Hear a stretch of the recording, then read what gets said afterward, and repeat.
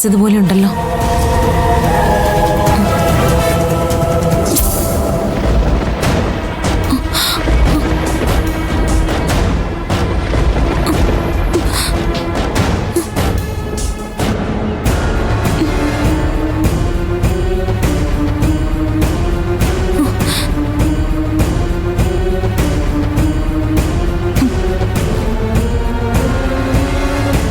തീപ്പെട്ടിയും എണ്ണയും ആരോ കൊണ്ടുവച്ചതാണല്ലോ. ആരോ വന്നുപോയിന്ന് ഉറപ്പാ. അതാരായിരിക്കും? മാല തേടി വന്ന് അയാൾ തന്നെ ആയിരിക്കോ?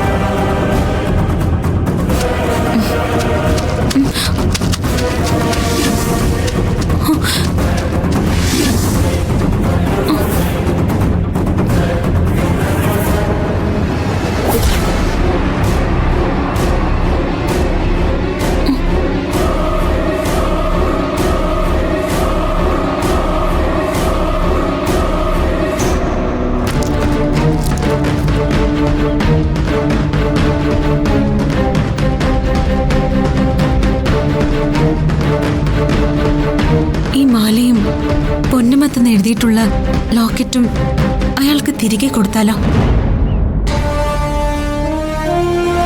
പവിത്രൻ സാറിനെ അറിയില്ലെന്നല്ലേ അയാൾ പറഞ്ഞത്? പൊന്നമ്മത്ത് ട്രേഡേഴ്സ് എന്ന പേരിൽ ബാംഗ്ലൂരിലെ കമ്പനി നടത്തുന്നത് പവിത്രൻ സാറ് തന്നെയാണെന്ന് കുര്യച്ചൻ സമ്മതിച്ചതാണല്ലോ. അയാളെ തേടി വന്നത് അമ്മയാണെന്നാ പറഞ്ഞത്. ശ്രേയമോൾ ഉറങ്ങുന്ന മണ്ണാണിതെന്നല്ലേ അയാൾ പറഞ്ഞത്? ഏയ്, നിങ്ങൾ പോയിട്ടില്ലല്ലേ?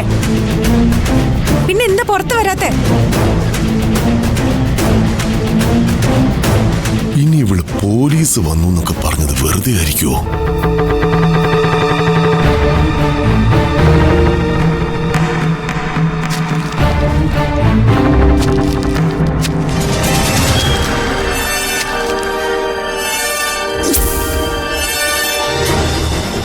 സർപ്പങ്ങളെ ആരാധിച്ചിരുന്ന കുടുംബമായിരിക്കണം ഈ കാവിന്റെ യഥാർത്ഥ ഉടമ.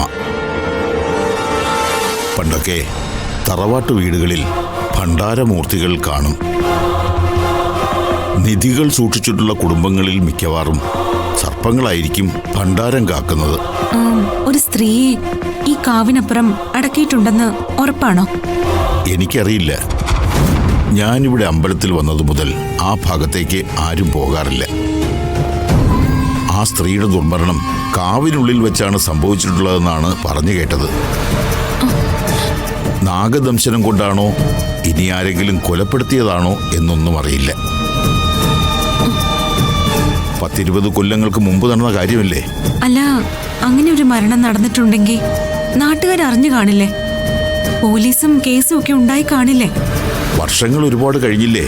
അന്നുള്ള ആരെങ്കിലും തറവാട്ടിൽ ഇപ്പോഴുണ്ടോ എന്നും അറിയില്ല. കൂടുതലൊന്നും ചോദിക്കരുത്. ഇത്രയൊക്കെ എനിക്കറിയാവൂ.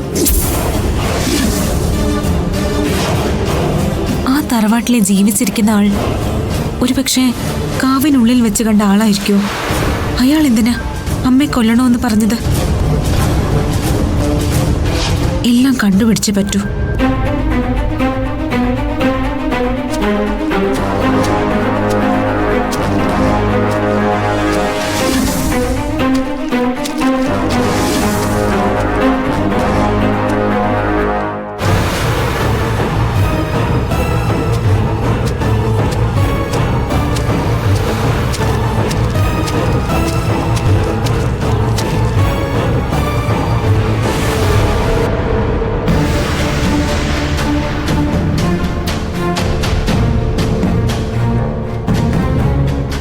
എന്തായാലും ഈ മാല കയ്യിലിരിക്കുന്നിടത്തോളം ആ അജ്ഞാതന് എന്നെ തേടി വരാതിരിക്കാൻ പറ്റില്ല.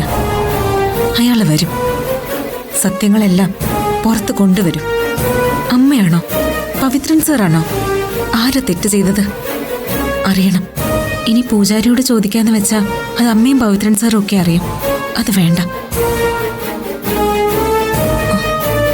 ബാക്കിയൊക്കെ ഇനി വരുന്നിടത്ത് വെച്ച് കാണാം.